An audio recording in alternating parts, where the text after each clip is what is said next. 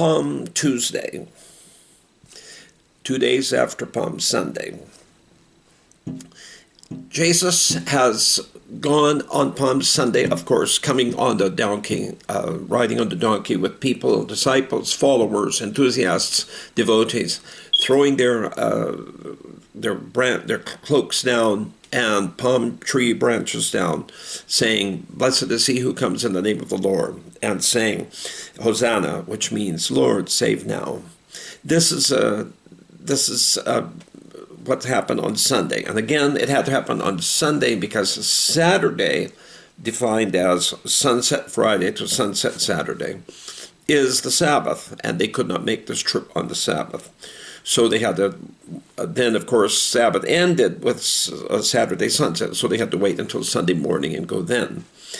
So then, by the time they got to Jerusalem with all of these festivities going on, by the time they got to Jerusalem, and Jesus went to the temple, and he saw what was going on, and then it was getting late, so he and his disciples went back to Bethany. Though they were commuting from their friend's house in Bethany into Jerusalem, which was a 2-mile walk. It was not far.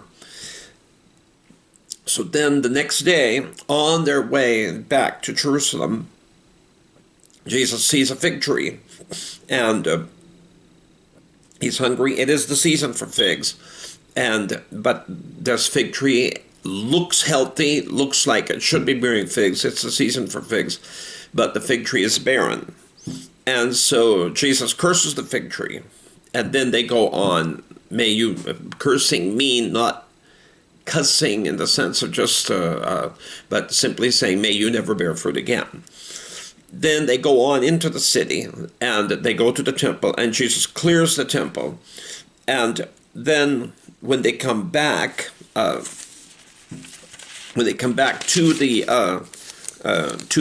the city, from the next day so Monday morning he had done this. So Tuesday when they came back and saw the fig tree again, the disciples were amazed because it was all shriveled up in one day. The next 24 hours it was all shriveled up, and they were amazed. And Jesus said, if you have faith, don't doubt.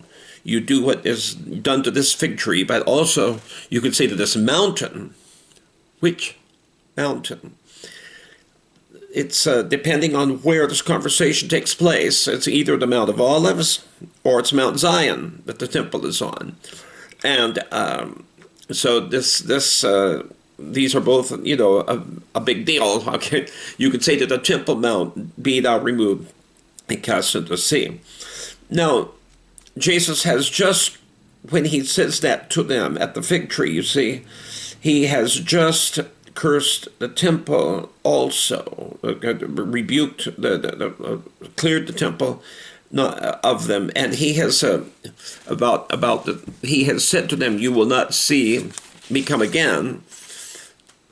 That means not to show up to teach in the temple, but in the triumphant entry, you will not see this again until you learn to say, blessed is he who comes in the name of the Lord.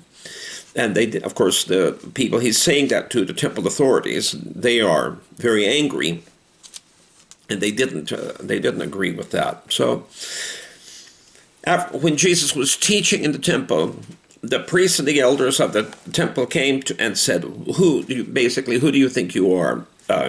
What gives you the authority to do this? What you are doing?" And Jesus said, I'll answer your question if you answer me first. And he said, John's baptism, what does it come from? From heaven or from earth?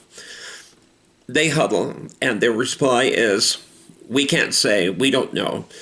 We can't say, because you see, they figured out that if they say that John the Baptist's authority was from heaven, his authority to baptize, then Jesus will reply, then why didn't you do what he said?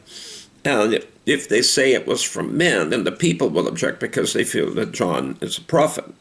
So, and as far as Jesus said in another text, he says, yes, John is a prophet and more than a prophet. And so then Jesus said, well, if you won't tell me, then I won't tell you. You won't tell me where John got his authority, then I won't tell you where I got my authority. But I'll tell you a story. He tells them the story of the father with two sons. The oldest son, the father tells him to do something, and the oldest son first refuses, no. But then he thinks better of it, and then he goes and does it. The younger son says, sure, Dad, he agrees, but he doesn't actually do it. Which son obeyed his father? And the answer is, of course, the first one.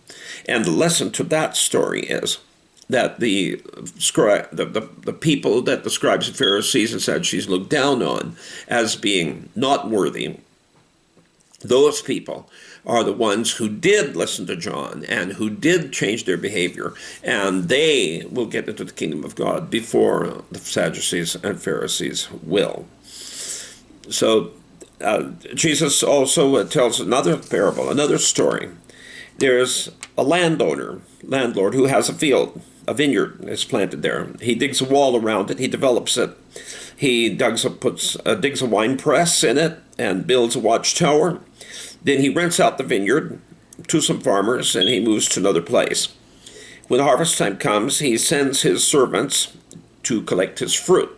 So we can see that the rent is being paid as sharecropping, his share of the crop, his share of the fruit.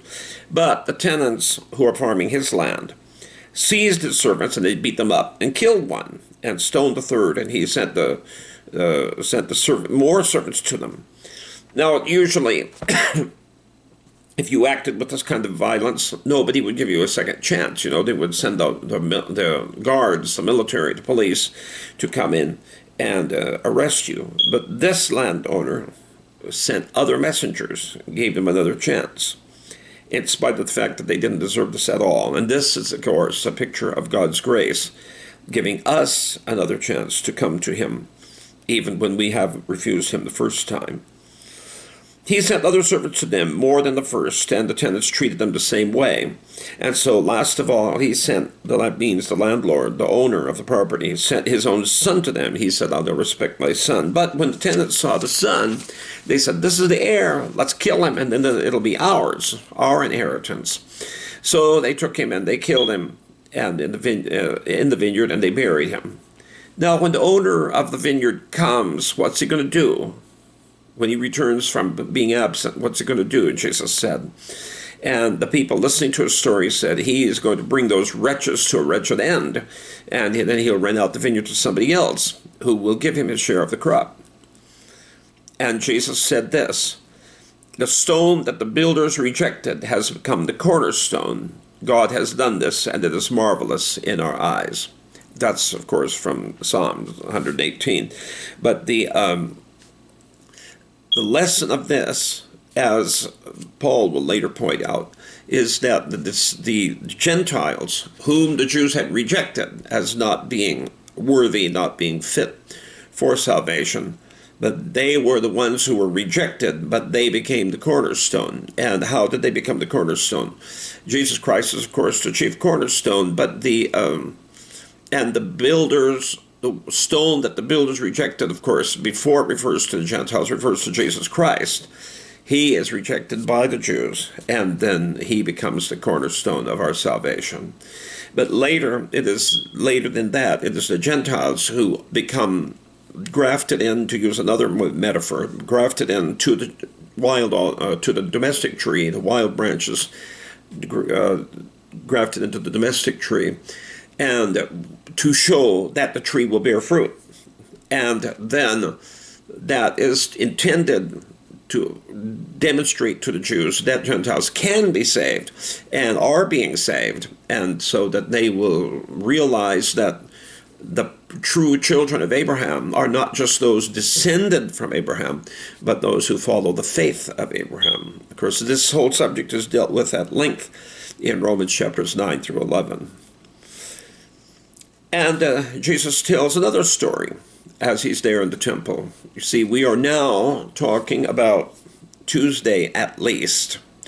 And there's a bit of a blur here as to which of these teachings are on Tuesday and which are on Wednesday and Thursday in here as we go through these times. But it's mainly Tuesday and Wednesdays when these teachings are going on. He taught them again in parables, saying, The kingdom of heaven is like a king who prepared a wedding banquet for his son. And in this story, he invites all the wedding guests, and then he sends more servants and says, tell everybody that we invited that it's ready. All the preparations have been made, and now it's ready. But then everybody made excuses. They said, I'm too busy, and some of them just mistreated, killed, seized, attacked the messenger. So the king was very angry, and he destroyed those murderers and their city. So what does that mean? That's a picture of what happens to Jerusalem in the 66 to 70 AD after they had rejected the Messiah. One stone, as Jesus had said, would happen. Not one stone was left upon another. And so then he said, Jesus says in the story, the master says to the servants, the wedding banquet is ready, but those who invited did not deserve to come. Now, go to the street corners and invite everyone you can find. Okay? And so so the servants went out into the streets and gathered all the people they could find, the bad as well as the good, and the wedding was filled with guests. Now, here, this is, of course, the story of the gospel after the Jews reject it. The Jews have rejected it, but the gospel goes to the Gentiles. And many of them respond, and the wedding guest is filled with guests. But when the king came in to see the guests, he noticed a man who was not wearing wedding clothes. He said, how did you get in here without wedding clothes on, my friend? The man was speechless. So the king told his attendants, tie him up and throw him out. And many are invited, but few are chosen. So what's the meaning of that? God gives us grace, okay? But when you get an invitation to a wedding, there's still decorum, okay? There's still a way that you behave yourself. You don't spit tobacco juice on the floor and put your dirty feet on the wedding table. You behave properly when you go to wedding dinner. If there's a dress code, black tie only or whatever, then that's the event. And of course, the only person who sets these rules are the one who has issued the invitation. And it's on the invitation. Now, we have an invitation, and it's in the Bible. And there are things telling us how to behave in the New Testament church. Just because God has shown grace to us, the Jews rejected the gospel, and God has shown grace to the whole world and allowed everybody to come.